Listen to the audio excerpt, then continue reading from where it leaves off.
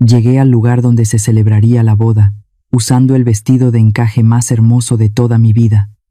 Pero ese sitio estaba vacío de una manera aterradora. No había música de mariachi, no había flores frescas, solo había silencio. Entonces llamé por teléfono a mi hijo, y él me respondió con una voz fría. Mamá, mi esposa dice que tú no encajas con este ambiente elegante. Cambiamos la boda a un resort de lujo. Ese lugar solo es para personas especiales. Para gente con clase. Me quedé helada, con el corazón apretado, justo en el lugar que yo misma había pagado con el sudor de mi frente para rentarlo. Me llamo Elena, y a mis 58 años, nunca imaginé que mi único hijo me rechazaría de esa manera en el día más importante de su vida. Me senté frente al espejo de mi habitación, con las manos todavía un poco temblorosas. Acomodé con cuidado ese broche de plata de Taxco sobre mi cabello. Lo había peinado en un moño alto, elegante, como siempre me gustó lucir en las ocasiones importantes. Me miré el vestido. Era una pieza de encaje de Oaxaca, hecho a mano, de un color azul real, que resaltaba el porte de una mujer que ha pasado la vida entera trabajando. En mi cuello colgaba la cruz de oro que mi Diego me regaló antes de morir en aquel accidente en el taller de cerámica. La besé. Cerré los ojos y le susurré bajito, para que solo él me oyera en el cielo. Le dije, viejo, hoy nuestro Mateo se convierte en un caballero. Todo es gracias a nuestro sudor. Sobre la mesa estaban los sobres rojos con la nora, ese dinero que por tradición entregamos con amor. También estaba la cajita de terciopelo que guardaba las llaves de la mansión en Polanco. Me costó una fortuna, pero quería que mi hijo no se sintiera menos ante la familia de Isabella. Lo preparé todo para que él brillara. Pedí al chofer que me dejara justo en la entrada de la capilla antigua. Es un lugar precioso, señorial. Pagué más de 1,5 millones de pesos para que todo fuera perfecto. Quería lo mejor para mi único hijo, pero al bajarme del coche, sentí un frío que me recorrió la espalda. La plaza frente a la capilla estaba desierta. No había música de mariachi. No estaban las canastas de flores de alcuzuz blanco que yo misma elegí y pagué. El cielo de México se puso rojo, como si estuviera sangrando. Pero el silencio era el de un cementerio para los sueños de una madre. Entonces vi a don Chente. Es el hombre que cuida la hacienda. Tiene la cara arrugada, como una manzana seca. Estaba barriendo unos pétalos marchitos que quedaron de alguna fiesta vieja. Me dio con su voz ráspada. Señora Elena, la fiesta se la llevaron desde muy temprano. Cargaron con todo, hasta con los floreros que usted escogió con tanto esmero. No quise creerle. Empujé las puertas pesadas de madera del salón principal, donde debería oler a mole poblano y escucharse el brindis. Solo había olor a cera quemada y polvo. Las sillas estaban apiladas. La primera fila, donde decía madrina de honor, estaba vacía. No había mi nombre. No había flores. Nada. En ese momento, mi cabeza dio 1000 vueltas. Pensé que a lo mejor alguien los había amenazado. Tal vez una banda de maleantes. Mi corazón de madre todavía buscaba una excusa para proteger a mi hijo de la verdad. Saqué mi teléfono. Marqué el número de Mateo. El timbre sonaba y rebotaba en las paredes vacías del salón. Era como una burla. Cuando por fin contestó, de fondo se oía la risa de Isabella, una risa clara y fría como el sonido de las monedas de plata. Mateo me contestó. Su voz no tenía ni una gota de culpa. Me dijo, «Mamá, se me olvidó avisarte». Nos movimos al resort en Cabo San Lucas. Allá, frente al mar, es donde realmente está el nivel de Isabella. Me quedé sin aire. Le pregunté temblando, «¿Y yo qué, hijo? Estoy aquí, en la hacienda que yo te pagué. ¿Cómo le hago para llegar a tiempo a la ceremonia?» Él se quedó callado un segundo. Luego, con una calma que me partió el alma, Soltó las palabras que me despertaron. Dijo: Isabella dice que tú no encajas en este ambiente. Ella invitó a puros políticos y familias de abolengo. Tu aspecto, mamá, es demasiado tradicional. Le recuerdas mucho al taller de goteo y al barro sucio. Mi esposa quiere que la fiesta sea solo para gente especial, gente de su clase. Clase. Esa palabra se me clavó en el pecho como un puñal. Siento que todavía me falta el aire cuando lo recuerdo. ¿Clase? Una clase construida con el dinero y la sangre de su madre. Los trabajadores de la hacienda empezaron a cuchichear. Ellos sabían que yo era la que firmaba los cheques. Me miraban con pena, viendo cómo el hijo que crié me tiraba a la basura como si fuera un mueble viejo. Don Chente se acercó. Me dio un caballito de tequila barato. Me dijo: Bébase esto, señora. A veces el corazón de la gente es más amargo que el mismo agave. Miré mis manos. Tienen callos de tanto trabajar el barro y de tanto bordar. Siempre estuve orgullosa de ellas, pero para mi hijo eran una mancha de suciedad. Entonces entendí. La debilidad de Mateo no empezó hoy. Empezó desde que dejó que Isabella llamara animales a los muchachos que nos ayudan en la casa.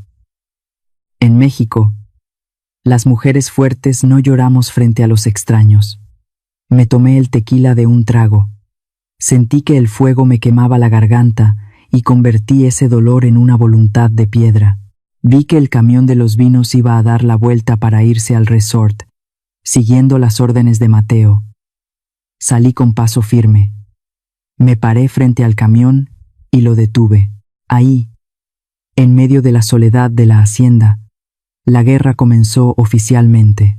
Mientras estaba ahí parada, me acordé de cuando murió mi Diego. Fue en un accidente en el horno de la fábrica de Talavera. Mateo tenía apenas 5 años. Se quedó parado entre los trozos de cerámica rota y la ceniza, sin entender nada. Para salvar el taller de la familia, trabajé 16 horas diarias. Mis manos, que antes eran suaves, se pusieron ásperas por el barro y el agua fría de la montaña. Rechacé a todos los hombres que quisieron acercarse. Le juré a la Virgen que le daría una vida de rey. Cuando Mateo entró a esa universidad cara en la Ciudad de México, una tierra que fue de mis abuelos y de sus abuelos por 4 generaciones. Ahora me doy cuenta de que ese día me corté mis propias raíces para que mi hijo tuviera abono para su ambición. Me mudé a un cuartito atrás del taller. Dormía con el olor del barro pegado a las sábanas, todo para mandarle cada peso a Mateo. Quería que viviera en Santa Fe, en un departamento lujoso, para que nadie se burlara de él. La primera vez que fui a visitarlo a la ciudad, le llevé una olla de mole hecho por mí y tortillas calientes. Mateo ni siquiera me dejó entrar.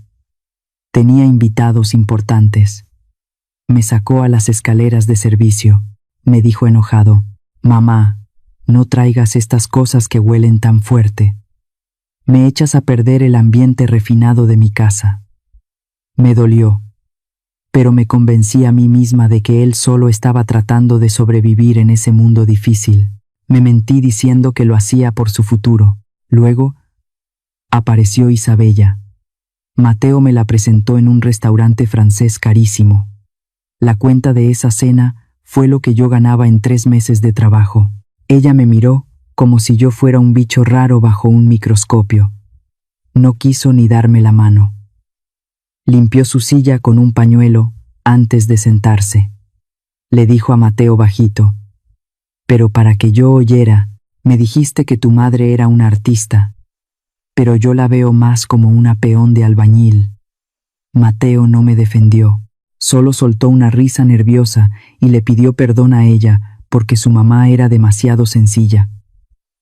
Isabella empezó a lavarle el cerebro. Le pidió que dejara de llamarme mamá. Quería que me dijera Elena, así de seco, frente a sus amigos.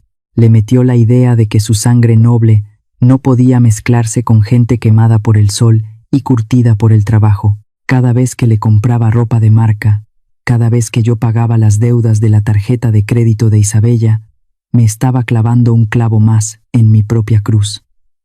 El colmo fue lo de la casa en Polanco. Mateo se me hincó a los pies llorando. Me dijo que el papá de Isabella iba a cancelar la boda si él no tenía una mansión digna para llevarse a su hija. Saqué todo el dinero de mi retiro. Hipotequé lo último que me quedaba del taller para comprar esa propiedad. Puse la casa a mi nombre, pero le prometí que se la pasaría cuando se estabilizaran. Isabella escogió los muebles más caros de Europa. A mí me prohibió entrar a la sala principal porque decía que mi olor a barro se iba a quedar pegado en las cortinas de seda. Una semana antes de la boda, fui a la tienda de vestidos con unos aretes de diamantes para ella. Las escuché riéndose. Isabella decía que iba a contratar guardias de seguridad, que si yo intentaba subir al estrado a hablar con mi acento de pueblo, me iban a sacar diciendo que me sentía mal de salud. Mateo solo asintió con la cabeza. Dijo, ya sé. Le voy a decir que se siente atrás para que cuide los regalos. Todos esos recuerdos me golpearon mientras estaba en la hacienda vacía. Vi pasar los 28 años de sacrificio como si fuera una película de alguien que no era yo. Fui una mula de carga que caminó con los ojos vendados. Crié a un águila con mi propia carne, y ahora que tiene alas fuertes, se dio la vuelta para sacarme los ojos. Mi decisión de desaparecer y cancelar todo no fue un arranque de coraje. Fue el peso acumulado de 1000 humillaciones que guardé por amor. Pero el amor ya se terminó. Ahora solo queda la justicia. Amigas, amigos que me escuchan, ¿qué siente uno cuando un hijo te dice que no tienes clase para ir a su boda? ¿Ustedes se quedarían ahí llorando o harían algo para que se arrepientan toda la vida? Cuéntenme lo que piensan, sobre todo ustedes, las madres que saben lo que cuesta sacar adelante a un hijo. No me quedé ahí para dar un espectáculo. No hubo gritos, ni llanto, ni pancho. Me acomodé el cuello del vestido. Levanté la barbilla y salí de aquel salón vacío con la espalda bien derechita. Caminé por los pasillos de la hacienda, sintiendo el peso de mis propios pasos. Saqué de mi bolsa el fajo de billetes que llevaba para la nora. Se los entregué completitos a don Chente, el señor que barría. Le dije que era su pago por decirme la verdad. Esa verdad que mi propio hijo me ocultó. En ese momento pensé en mandarle un mensaje a Mateo para mentarle la madre, pero luego me dio una punzada en el pecho. Entendí que mi silencio le iba a doler mucho más que cualquier insulto. Me subí al coche y le pedí al chofer que me llevara directo al despacho de Sofía. Ella es mi amiga de toda la vida, desde que andábamos en la primaria allá en el pueblo. Ahora es una de las abogadas más picudas de México en eso de los bienes raíces. Cuando me vio entrar con mi vestido de gala y los ojos fríos como el hielo, se quedó de a 6. Puse los papeles de la casa y mis tarjetas sobre su escritorio.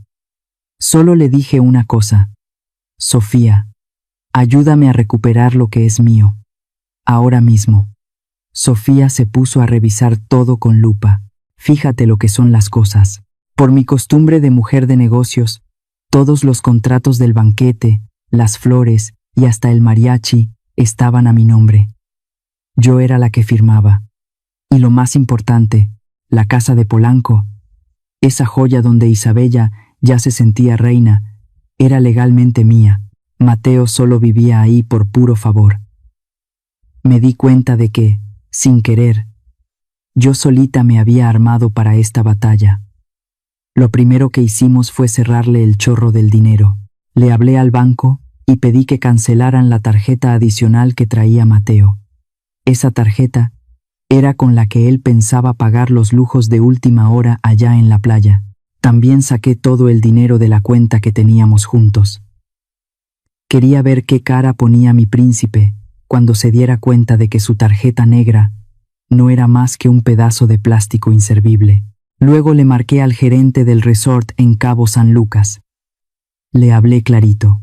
Le dije que yo ya no iba a pagar ni un peso más de esa cuenta, que cualquier gasto que hicieran a partir de ese segundo se lo cobraran directo al novio. Pude escuchar cómo el gerente se ponía nervioso del otro lado del teléfono. Me dio una sensación de alivio que no te puedo explicar. Era como si me estuviera quitando un bulto muy pesado de la espalda. Pero no me detuve ahí. No quería que esos dos pusieran un pie en mi propiedad. Le dije a Sofía que buscara a un inversionista que quisiera comprar la mansión de Polanco de volada. Le pedí que la vendiera al precio que fuera, con tal de que los papeles quedaran listos esa misma tarde. Ya no veía esa casa como el nido de mi hijo, ahora solo era un estorbo que me amarraba a una traición. Regresé a mi departamento y me puse a limpiar. Guardé todas las fotos de Mateo en un baúl viejo de barro. No las tiré, pero las encerré bajo llave. Les pedí a mis muchachos en el taller que pausaran todo y que se pusieran en modo invisible. No quería que nadie me encontrara. Esa misma noche compré un boleto para Cancún. Me fui sin dejar rastro, sin avisarle a nadie, ni siquiera a los parientes del pueblo. Estando ya en el aeropuerto, mi celular empezó a zumbar. Era un mensaje de los proveedores del vino caro. Me preguntaban por qué se había rechazado el último pago. Les contesté, bien tranquila. Fíjense que los planes cambiaron. Ahora el que organiza es el señor Mateo. Hablen con él para que les pague lo que les debe. Apagué el teléfono y sentí que por fin podía respirar. Mientras yo firmaba papeles con Sofía, a muchos kilómetros de ahí, mi muchacho y su mujer se sentían los dueños del mundo. El resort en Cabo estaba de no creerse. Miles de velas prendidas, el olor de las flores importadas mezclado con la brisa del mar.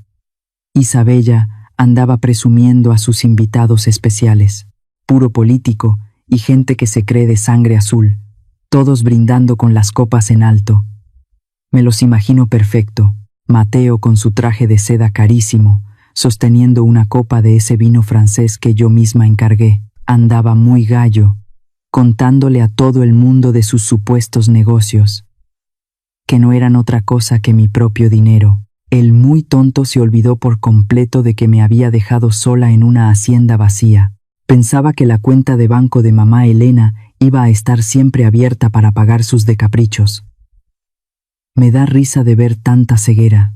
Él creía que lo respetaban por quien era, pero solo lo querían por lo que yo traía en la bolsa. Pero la burbuja se les reventó pronto. A la mitad de la fiesta, los mariachis dejaron de tocar de repente. Se hizo un silencio muy feo.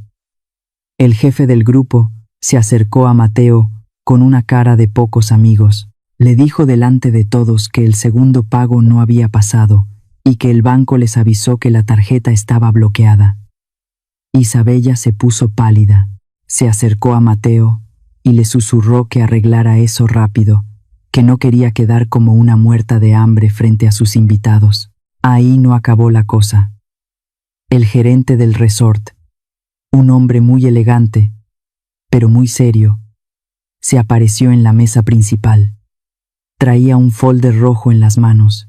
Le pidió a Mateo que lo acompañara para confirmar cómo iba a pagar. Le soltó la noticia frente a la gente.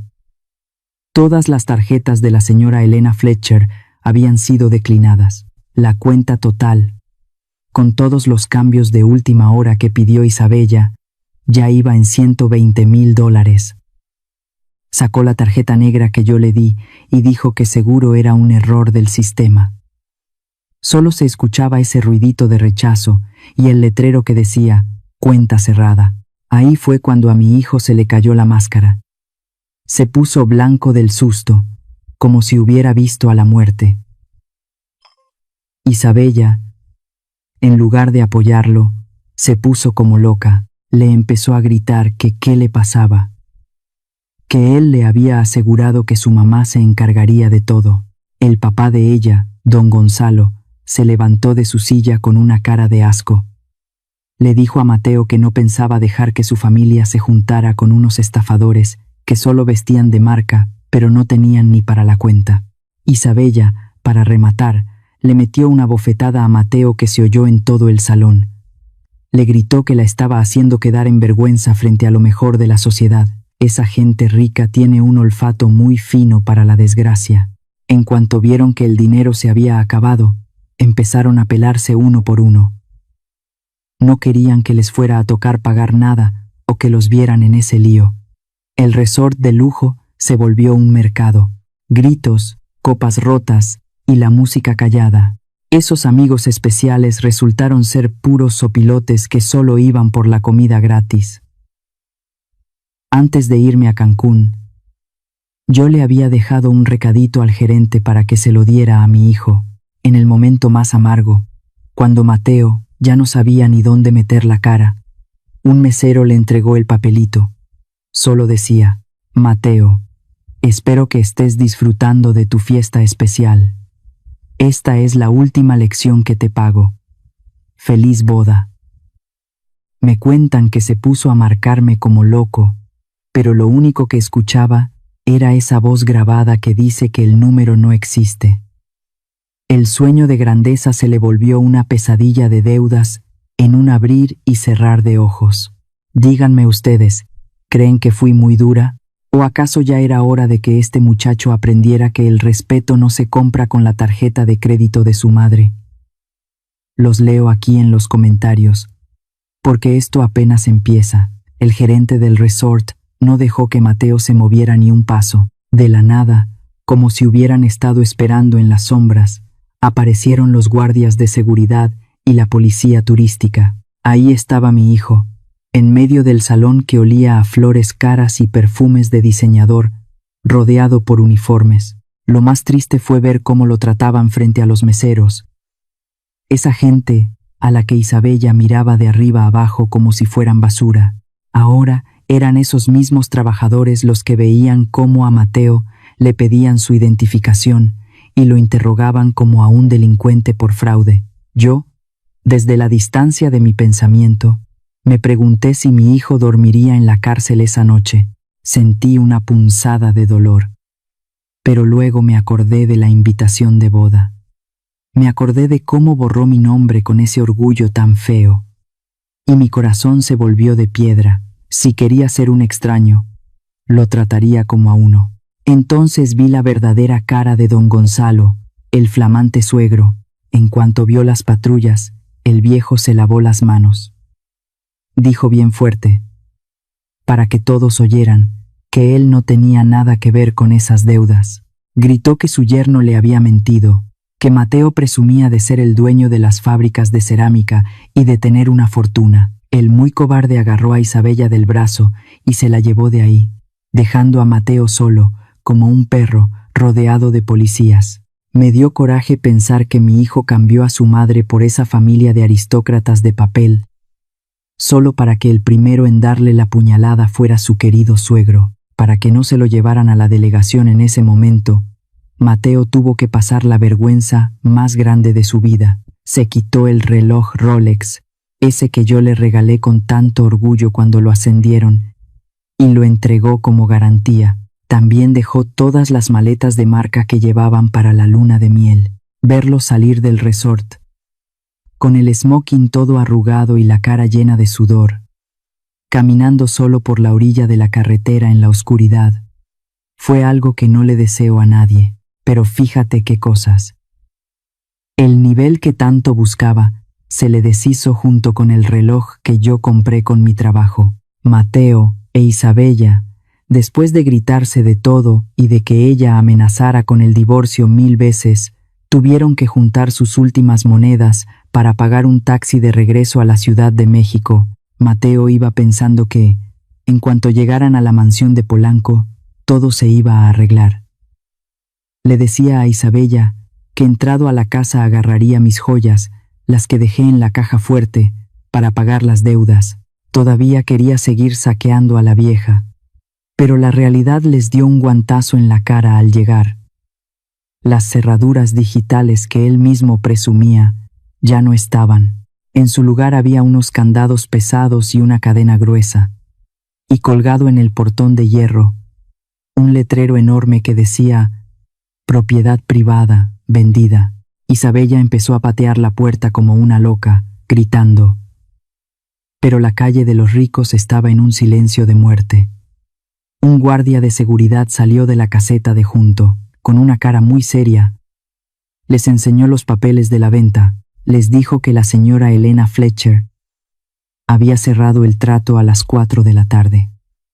Ya no tenían permiso de entrar. Les avisó que sus calzones y sus trapos ya estaban en cajas, guardados en una bodega, y que podían pasar por ellos cuando pagaran el flete. Sofía se lució. Mi abogada no les dejó ni un minuto para respirar. Les cortó el camino justo cuando más necesitaban un techo. Ahí fue donde Isabella sacó el cobre de verdad. En medio de la calle, a las 3 de la mañana, se le fue encima a Mateo. Le gritó que era un muerto de hambre, un mentiroso. Le escupió que ella se había casado con un caballero y resultó ser un gato de Angora. Le gritó que era un indio de piel canela que nunca iba a estar a su nivel. Se quitó el anillo de diamantes, ese que yo le regalé, y se lo aventó a la cara. Lo que Mateo no sabía era que el diamante ya era falso, porque la muy ladrona lo había cambiado por un vidrio para sacar dinero semanas antes. Isabella se subió al carro de un exnovio que pasó por ella y dejó a Mateo tirado en la banqueta. Mientras mi hijo se hundía en su propia porquería, yo estaba en Cancún. Me paré en el balcón del hotel, viendo cómo la luna brillaba sobre el mar Caribe. Me sentía en paz. Apagué el teléfono y me quité el último anillo de perlas que me quedaba de mi vida anterior. Sentí que me liberaba de una cadena muy pesada. No era venganza, era justicia. Le di la libertad que tanto quería, una vida sin su madre campesina, pero también sin mi dinero. Mateo despertó al día siguiente en una banca del Zócalo. El traje caro que traía ya olía a alcohol y a desesperación. Buscó en sus bolsas y solo encontró unos cuantos pesos. Ni para una orden de tacos le alcanzaba. El teléfono se le apagó y no tenía dónde cargarlo. Además de que le daba miedo que los del resort lo rastrearan para cobrarle lo que faltaba. Me pregunto si en ese momento se acordó de los desayunos que yo le preparaba, con su chocolate caliente y su pan de dulce. Lo eché a perder por darle todo en la mano. La desgracia no llegó sola. La familia de Isabella se desmoronó como un polvorón. Los chismes en los clubes sociales corrieron como pólvora.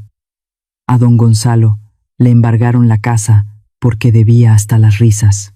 El viejo quería usar mi dinero para tapar sus hoyos, y como no hubo boda con lana, se quedó en la calle. Isabella, la que se sentía la reina de Polanco, terminó escondida en un departamentito de mala muerte, insultando a Mateo por haberla hecho quedar como una pobretona frente a sus amigas. Esos aristócratas resultaron ser puros buitres que se comieron entre ellos cuando se acabó la carroña, sin un peso y sin nadie que le diera la mano.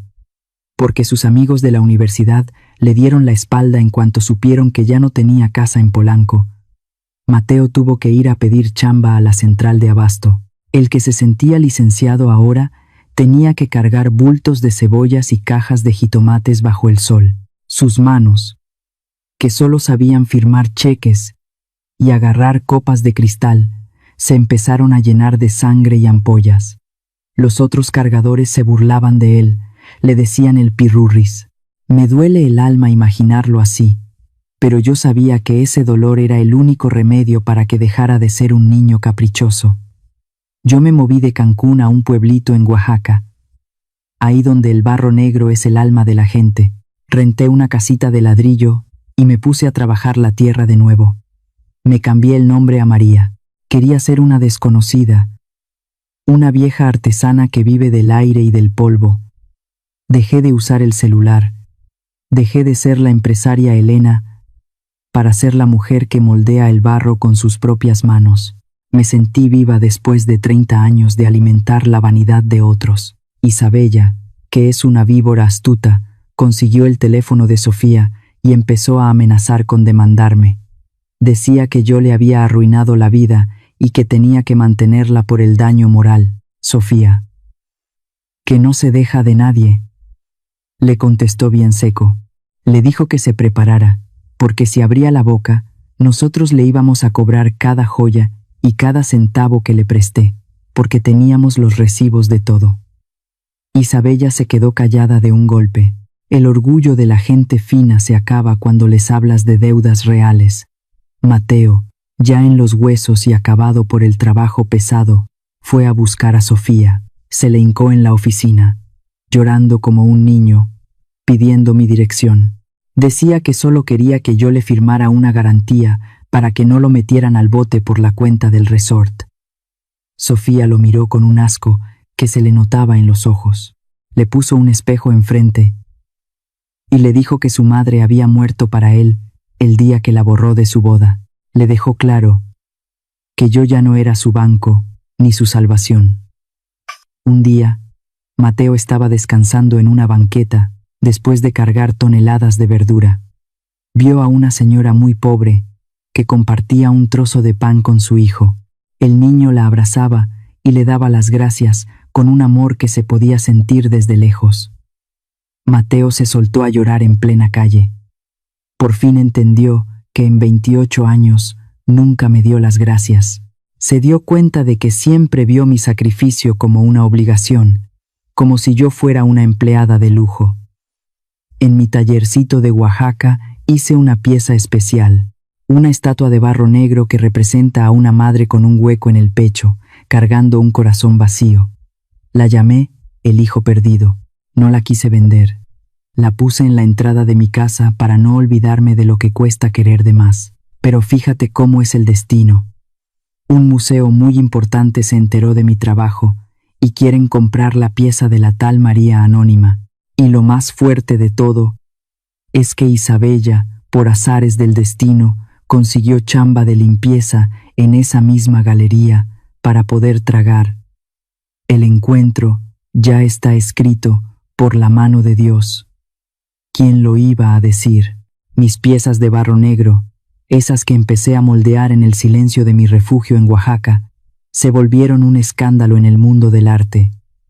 La gente no hablaba de otra cosa. Me pusieron un apodo, la María Anónima. Decían que mis manos guardaban el alma de la tierra mexicana. Pronto, una de las galerías más picudas de Polanco, ahí mismito donde antes estaba la mansión que vendí, me buscó para una exposición solita para mí.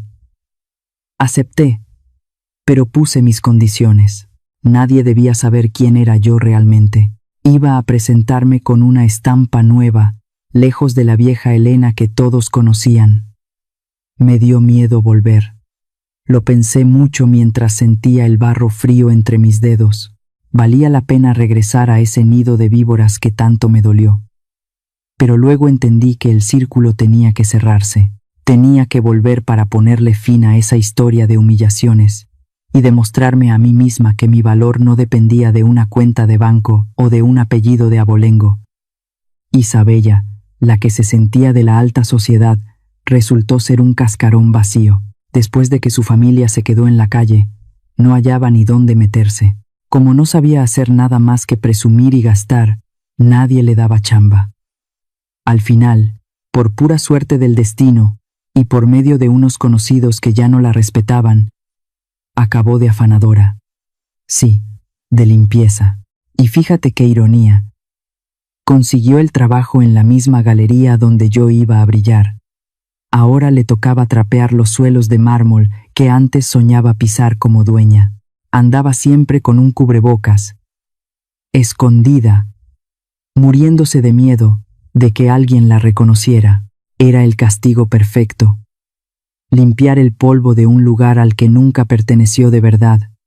Y mi Mateo, mi pobre muchacho, andaba de repartidor de agua.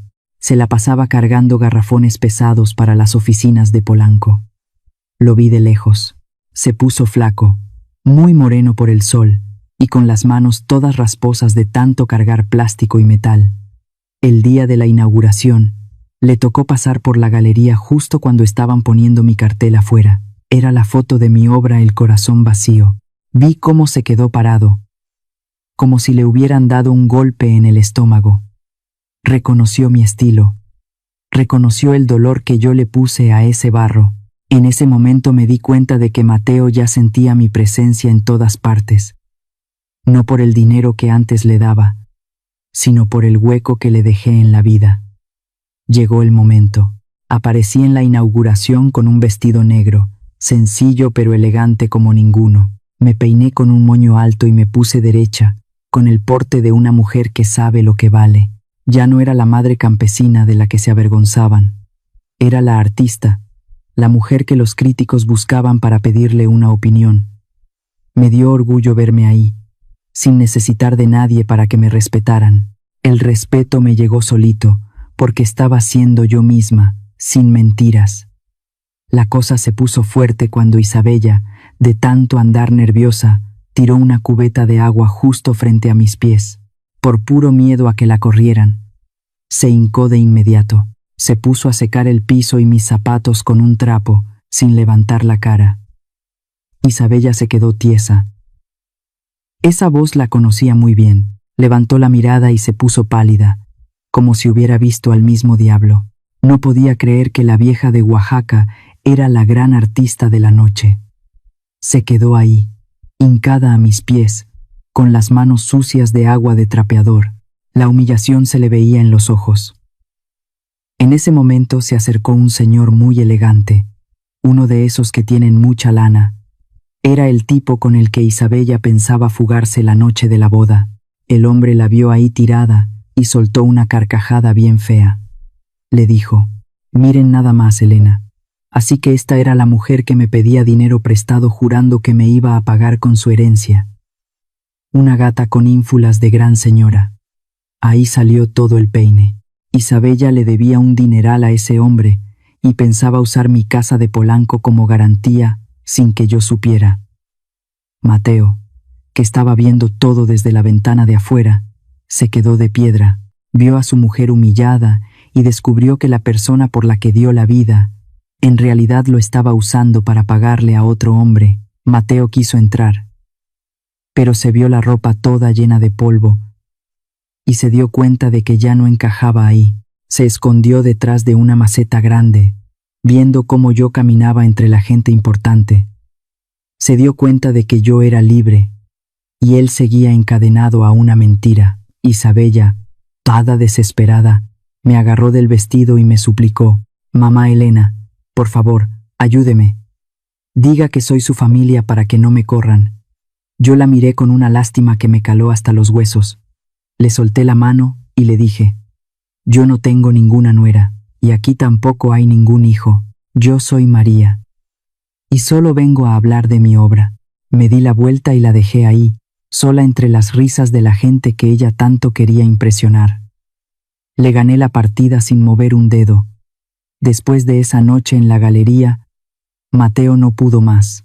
Se la pasó caminando por las calles de la Ciudad de México como un alma en pena. Se miraba las manos llenas de tierra y se acordaba de las manos finas de Isabella que tanto le gustaban. Se dio cuenta de que cambió el oro por el vidrio. Cambió a la única persona que lo amaba de verdad por una mujer que solo quería mi chequera. Me dolió saberlo, no te voy a mentir.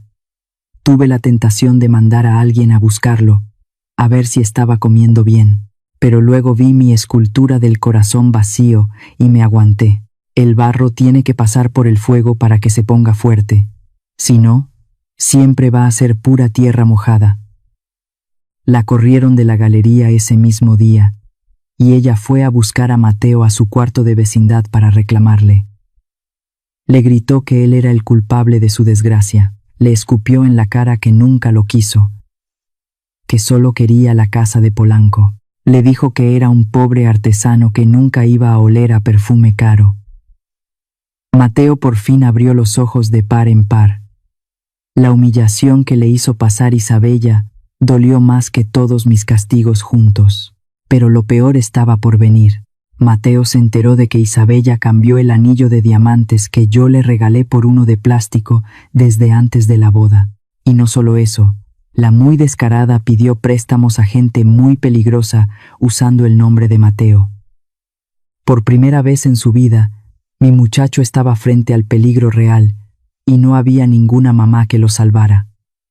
Mateo no se dio por vencido. Siguió repartiendo agua para juntar el dinero.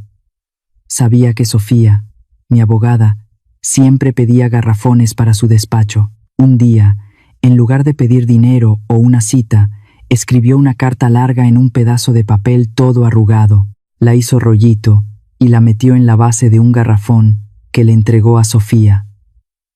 No pedía ni un peso, solo le puso: «Dile a mi madre que ya entendí por qué hacía corazones huecos». Sofía me llevó la carta. Yo estaba en el jardín de la galería tomando un café. Leí esas letras todas chuecas, manchadas de sudor y de agua. Me dijo que se sentía muy avergonzado de verme tan brillante mientras él estaba en el lodo. Se me hizo un nudo en la garganta. Estuve a punto de perdonarlo ahí mismo. Pero Sofía me detuvo. Me dijo que si le daba un centavo ahora, iba a echar a perder lo poco de hombre que le estaban haciendo. Mateo empezó a trabajar de noche también. Se puso a lavar platos en los restaurantes hasta las 3 de la mañana. Sus manos nunca sanaban, porque siempre estaban mojadas con jabón y cloro. No aceptó ayuda de nadie. Quería pagar las deudas de su mujer porque sentía que era su responsabilidad como hombre. Fíjate qué cosas. Mi hijo estaba aprendiendo el honor a la mala. Don Chente, el señor de la hacienda, fue el que me dio la señal final. Me fue a buscar a Oaxaca con una cajita de madera. Adentro había unos pedazos de piel seca, de esa que se le caía a Mateo de las manos por el trabajo duro. Don Chente, me dijo: «Señora, el barro ya se está endureciendo, el muchacho ya no quiere dinero, ahora lo que quiere es recuperar su dignidad». Me quedé pensando mucho tiempo. Decidí que era hora de la prueba final. Mandé un mensaje con Sofía. Le dije a Mateo que si de verdad quería mi perdón, tenía que regresar al pueblo, tenía que ir al taller viejo de Puebla y arreglar con sus propias manos el horno donde murió su padre. Era un trabajo peligroso, de mucha técnica y mucho sudor. Era enfrentar el miedo más grande de nuestra familia. Quería ver si era capaz de meterse entre los ladrillos calientes y el hollín. Si Mateo aceptaba ensuciarse de verdad y enfrentar el pasado, entonces yo sabría que por fin tengo un hijo de nuevo. La mesa estaba puesta para la prueba de fuego. Amigos, esto se está poniendo fuerte. ¿Creen que Mateo sea capaz de arreglar ese horno viejo? ¿O será que el miedo al pasado lo va a hacer correr otra vez a los brazos de la comodidad? Dejen sus comentarios, porque lo que viene es pura candela. Mateo regresó a la soledad. Ese era el nombre del taller viejo de la familia allá en Puebla. El mismo lugar que él juró no volver a pisar hace más de 10 años. Ahora, el sitio era una ruina. Solo había telarañas, polvo y el recuerdo amargo de lo que un día fue nuestro hogar. Lo vi llegar desde lejos. Yo estaba escondida detrás de unos matorrales y unos órganos de nopal bien altos. Me dolió el alma verlo hincarse y besar la tierra fría. Lo vi llorar frente al horno de ladrillo, ese monstruo que se llevó a su padre. En ese momento dudé. Me pregunté si no estaba siendo muy canija al obligarlo a enfrentar su peor miedo. Pero luego me puse fuerte. Si mi hijo no vencía la sombra de su padre, siempre iba a ser un cobarde escondido tras una corbata. Mateo empezó a trabajar como un verdadero peón. Nada de máquinas, nada de contratar gente. Sus manos, que ya estaban maltratadas, se llenaron de sangre nueva. Lo vi limpiar ladrillo por ladrillo, cargando bultos de cemento sobre sus hombros flacos. Comía puras gorditas de maíz secas que compraba en el pueblo y dormía en el suelo, rodeado de las herramientas oxidadas de su papá. Me daban ganas de bajar y abrazarlo cuando lo veía tan acabado. Ahora le tocaba hacerse su propia casita de adobe, bien firme y desde abajo. Mientras tanto, Isabella andaba rondando por el pueblo como un ánima en pena. La gente de Puebla es muy chismosa, y ella ya sabía que Mateo estaba pasando la prueba. Entendió perfecto que si Mateo terminaba el horno, yo lo iba a perdonar, y eso significaba que ella no iba a ver ni un peso más de la herencia de los Fletcher.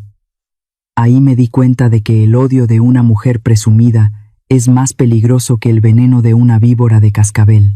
Esa mujer no quería a Mateo, pero tampoco quería que él fuera feliz sin su dinero. Una noche cayó una tormenta de esas que asustan, con rayos que hacían retumbar los cerros. Mateo estaba trabajando a marchas forzadas, tapando las grietas del horno para que estuviera listo para la primera quema. Isabella aprovechó la oscuridad y se metió por la puerta de atrás, la que estaba rota. Traía un bote con gasolina y una mirada de loca que daba miedo. La escuché murmurar entre dientes que si ella no tenía Polanco, nadie iba a tener el taller. Estaba fuera de sí. La muy malvada aprovechó que Mateo se quedó dormido de puro cansancio junto al horno. Isabella movió las válvulas viejas del gas, esas que todavía no estaban bien conectadas. Regó la gasolina por todo el piso y se fue en silencio. Solo faltaba un chispazo para que todo volara en 1000 pedazos. Yo estaba arriba en la loma, viendo la sombra negra salir corriendo. Pensé que era un ratero. Nunca me imaginé que esa mujer fuera capaz de intentar matar a mi propio hijo. A las 4 de la mañana, Mateo se levantó. Lo vi persignarse frente a la foto de Diego y luego sacar una caja de cerillos. No olía la gasolina por el olor a tierra mojada de la lluvia. Cuando prendió el primer cerillo, el fuego saltó como un animal hambriento. Se oyó una explosión que me hizo saltar el corazón del pecho. Una parte del techo se cayó y le atrapó la pierna a mi muchacho. El gas empezó a silbar, anunciando que lo peor estaba por venir. En ese momento, dejé de ser la artista sofisticada. Se me olvidó que estaba enojada. Bajé el cerro corriendo como una loca, gritando el nombre de mi hijo. En el camino me topé con Isabella que quería huir. La agarré de las greñas con todas mis fuerzas y la azoté contra el lodo. Le grité que qué le había hecho a mi hijo. La loca solo se reía y decía que Mateo iba a morir en el mismo lugar que su padre. La aventé al suelo y me metí al taller, que ya estaba lleno de humo negro. No sé de dónde saqué fuerzas. Usé un polín de madera para hacer palanca y levantar la viga que tenía prensado a Mateo. Él me miró con los ojos llenos de lágrimas y me pidió perdón. Me dijo que no pudo terminar el horno. Yo le grité que se callara y lo saqué, arrastrando justo antes de que el tanque de gas tronara por segunda vez. Nos quedamos los dos tirados en el lodo, viendo cómo el taller se quemaba bajo la lluvia de la mañana. Ahí entendí que Mateo ya no era un cobarde. No corrió del fuego como lo hizo hace 10 años. Se quedó a pelear por lo suyo. La policía llegó pronto porque los vecinos oyeron el estruendo. Yo todavía tenía a Isabella agarrada del cuello, hundiendo su cara llena de maquillaje barato en el charco de lodo y ceniza. La muy cínica empezó a gritar que yo era la que quería matarlos para cobrar el seguro. Se aventó un papel de víctima que casi convence a los oficiales. Pero la mentira tiene patas cortas. Los peritos encontraron el bote de gasolina con sus huellas digitales, tirado entre los cactus. En la delegación se supo todo el cochinero.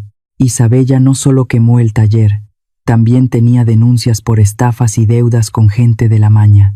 Su propio padre, don Gonzalo, en cuanto supo que la policía la tenía por intento de asesinato, mandó un papel diciendo que ella ya no era su hija. La dejó morir sola para salvar su disque honor. Isabella se quedó gritando en la celda, dándose cuenta de que sus amigos especiales la borraron del mapa. Fíjate lo que son las cosas. La mujer que quería vivir en seda terminó con un uniforme de algodón corriente tras las rejas. Mateo terminó en el hospital, con las piernas vendadas y quemaduras en los brazos. Yo también tenía las manos ampolladas por haberlo sacado de la lumbre. Mi hijo me miró con una tristeza muy profunda y me preguntó si ya lo había perdido todo. Yo le agarré la mano, esa mano llena de cicatrices, y le dije que no. Le dije que lo único que había perdido eran las mentiras, que ahora por fin estaba limpio para empezar de verdad.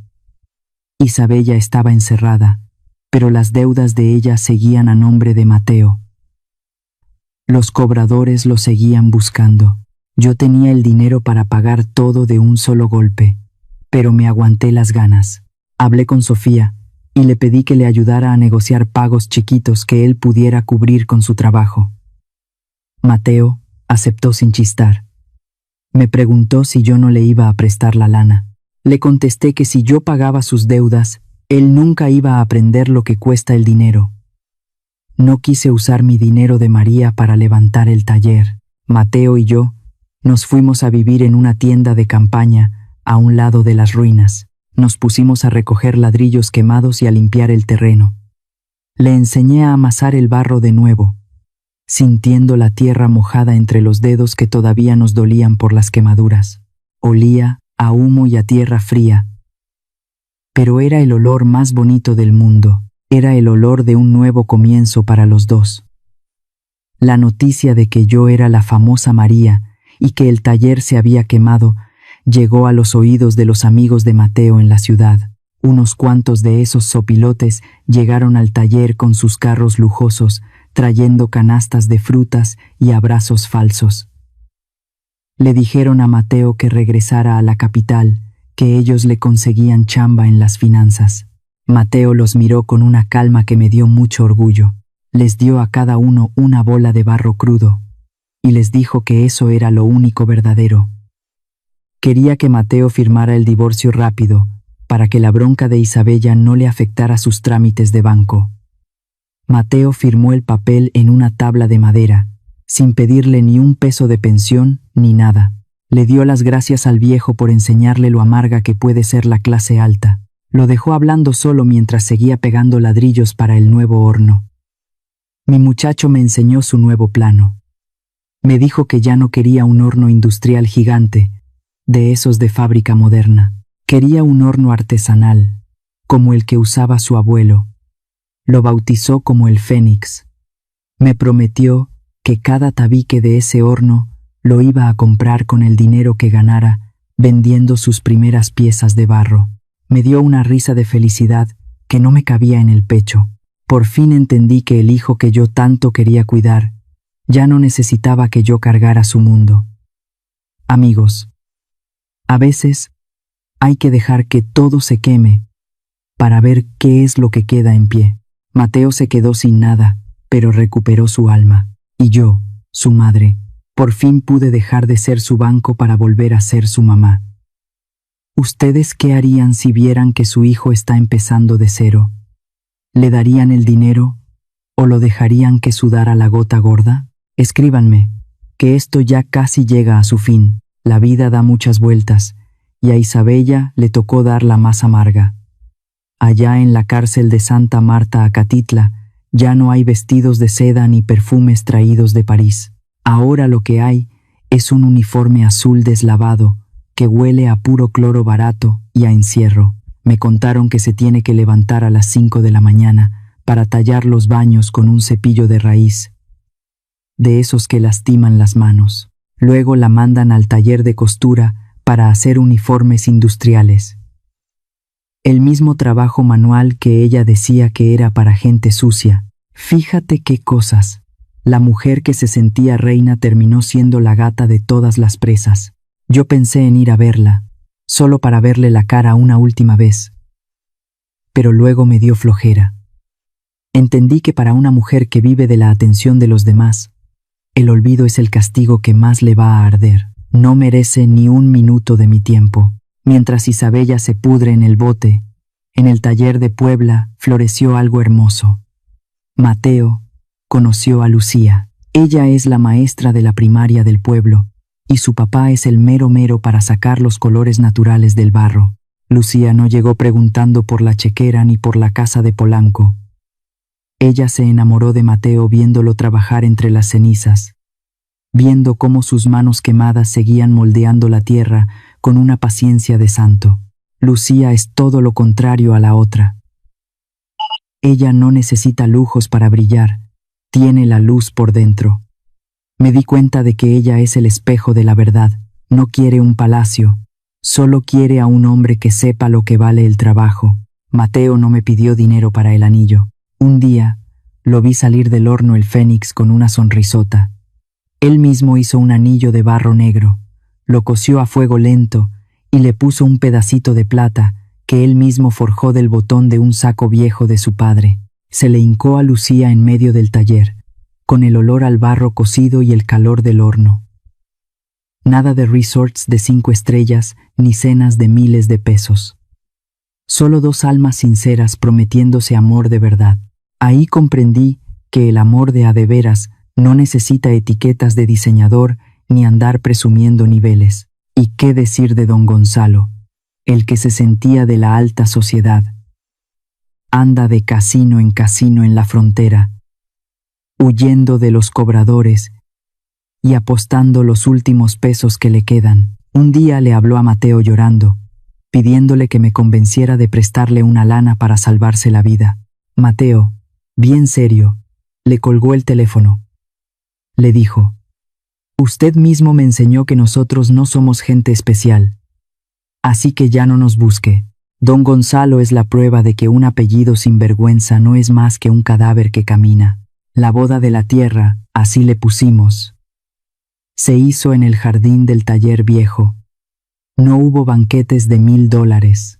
Hubo mole poblano, arroz rojo y tamales calientitos que yo misma preparé con las señoras del pueblo.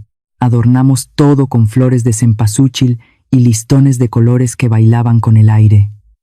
Los mariachis del pueblo tocaron con todo el corazón, porque ellos sí querían a los novios. Me acordé de la hacienda vacía de la otra vez y sentí un calorcito en el pecho. Aquella fiesta en Cabo San Lucas se veía tan fría y tan falsa comparada con el abrazo de la gente de hoy. Mateo me trajo la invitación en persona. Cuando lo abrí, se me salieron las lágrimas. Decía: «Invitamos a mamá Elena, nuestra madrina de honor, la mujer que me enseñó la verdad, para que yo pudiera aprender a ser un hombre». Me quedé muda. Esta vez no llegué con las llaves de una mansión, llegué con mi corazón remendado y lleno de orgullo. Mientras nosotros celebrábamos, Isabella estaba viendo la tele en la sala común de la prisión. Pasaron la noticia del éxito de las piezas de la María Anónima y unas imágenes de la boda sencilla de Mateo en Puebla. Se quedó tiesa frente a todas las presas. Vio a Mateo riéndose, feliz, con una mujer que sí lo quería de verdad. Se dio cuenta de que el lugar que ella despreció por ambiciosa ahora era un paraíso donde ella nunca más iba a entrar. Las otras viejas se burlaron de ella. Le dijeron que por querer ser princesa terminó de gata en la cárcel. Ese fue el último gancho al hígado para su vanidad. Saqué las 2 fotos que guardaba. En una estaba Mateo con Isabella, todos tiesos y fingidos allá en el mar. En la otra estaba Mateo con Lucía, todos manchados de barro, pero con los ojos brillando de alegría. Agarré un cerillo y quemé la foto vieja. Hoy es el día de la verdad. No le arruiné la vida a mi hijo, le rompí la mentira. Y de esas cenizas, por fin nació una familia que sí tiene alma. El tiempo pasó, y el taller El Fénix se volvió el orgullo de todo México. Nuestras piezas de barro negro ya no solo se venden en el pueblo, ahora las buscan en Nueva York y en París. La marca Elena y Mateo es el símbolo de que lo hecho a mano tiene más valor que cualquier cosa de fábrica. Mateo lleva el negocio con una mano firme y Lucía le ayuda con los diseños y los colores. El taller ahora es una escuela para los huercos del pueblo, para que aprendan que el barro es vida y no algo de lo que uno deba avergonzarse. Yo lo veo trabajar y me dan ganas de llorar de gusto. Ya no tengo que mandar nada. Él solito sabe hacia dónde va el barco. Me gané el derecho de descansar. Luego llegó el regalo más grande de Dios. Nació el pequeño Diego. Le pusieron el nombre de mi viejo para que su memoria siga viva entre nosotros. Cuando cargué a ese pedacito de cielo en mis brazos, sentí que todas mis heridas se cerraron por completo. Mateo llevó al niño frente al altar de su abuelo y le juró que le iba a enseñar a trabajar la tierra, antes de enseñarle el brillo del dinero. Fíjate qué cosas. Todo lo que sufrimos, el hambre, las deudas y hasta el incendio, valió la pena para llegar a este momento de paz. Lo que es puro siempre aguanta el fuego. El día que mi nieto cumplió 1 año, hice algo que tenía guardado en el alma. Llamé a Mateo, frente a todos los artesanos del taller. No le di las escrituras de Polanco, ni un cheque en blanco. Le entregué una llave de cobre vieja y oxidada. Era la llave del horno principal, la que yo cargué por 30 años. Le dije: hijo, aquí está la responsabilidad de cuidar el fuego de nuestra familia. Ya no te doy casas, te doy tu identidad. Lo vi agarrar la llave con un respeto que me hizo saber que el legado estaba en buenas manos. Esa llave vale más que todas las mansiones del mundo. Porque abre la puerta del honor. Sofía me contó que Isabella mandó unas cartas desde la cárcel, pidiendo perdón y rogando por dinero para salir bajo fianza. Mateo ni siquiera leyó el sobre. Así como le llegó, lo echó al fuego del horno. No lo hizo por coraje, sino porque esa mujer ya es una desconocida para él. El silencio es el muro más alto que le pudimos poner. Isabella se quedó sola en su celda, dándose cuenta de que su ambición la borró de nuestro mapa para siempre. Ver la felicidad de los que despreciaste es el infierno más grande para un envidioso. Usé el dinero de la venta de la casa de Polanco para algo bueno. Abrí una fundación que se llama la Escuela del Orgullo. Ahí ayudamos a las madres solteras de Puebla a poner sus propios negocios. Les enseño que el amor de madre no es ser el banco de los hijos, sino ser su ejemplo. Les digo que pongan límites, que se quieran a sí mismas primero, para que sus hijos aprendan a respetarlas. Mi corazón está tranquilo. Convertí el dolor de aquel día en la hacienda vacía en una fuerza para miles de mujeres que ahora caminan con la frente en alto. A veces paso por Polanco cuando voy a la ciudad. Veo la mansión y ya no siento nada. Ahora tiene flores de bugambilla rojas y gente nueva. Me doy cuenta de que ese lugar era puro teatro, una mentira que casi me cuesta mi familia. La verdadera riqueza está en mi casa de adobe en el pueblo, donde el olor a barro y a café siempre te dan la bienvenida. Le doy gracias a Mateo por haberme borrado de su primera boda. Si no hubiera sido por ese insulto, yo todavía sería una madre esclava de los caprichos de un hijo malcriado. A veces el golpe es lo que te despierta. Amigas, amigos, mi historia llega al final. Me siento como una reina en mi propio reino de tierra. ¿Alguna vez han tenido que soltar algo muy lujoso para recuperar su paz? Cuéntenme su experiencia aquí abajo.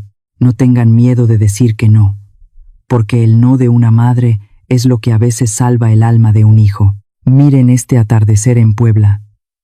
Estamos todos sentados en la mesa larga del patio, junto al calor del horno Fénix. Mateo le está enseñando al pequeño Diego a hacer un caballito de barro. Lucía se ríe y nos sirve un té de canela. Yo me recargo en mi silla vieja y respiro hondo. La madre que no era especial ahora es el centro de un mundo lleno de amor y de respeto. Soy Elena, y esta es mi verdad. Ser madre es sagrado, pero ser mujer con dignidad es lo que te hace eterna. No dejen que nadie les diga que su trabajo o su origen las hace menos. El barro es humilde, pero bajo el fuego se vuelve una joya que el tiempo no puede romper. Cuiden su fuego, mantengan su horno prendido y nunca, pero nunca, dejen que les apaguen la luz de su orgullo. Y bien, ¿qué les pareció la decisión que tomó doña Elena? ¿Ustedes habrían actuado igual o habrían buscado otra forma de lidiar con un hijo así? Me daría mucho gusto saber qué habrían hecho en sus zapatos, si habrían sacado la casta de la misma manera. Platíquenos su sentir aquí abajo en los comentarios. De veras que me tomo el tiempo de leer cada una de sus palabras con mucha atención, porque sus vivencias también nos enseñan mucho. Si esta historia les movió el tapete y los puso a reflexionar, no se olviden de dejarnos su me gusta.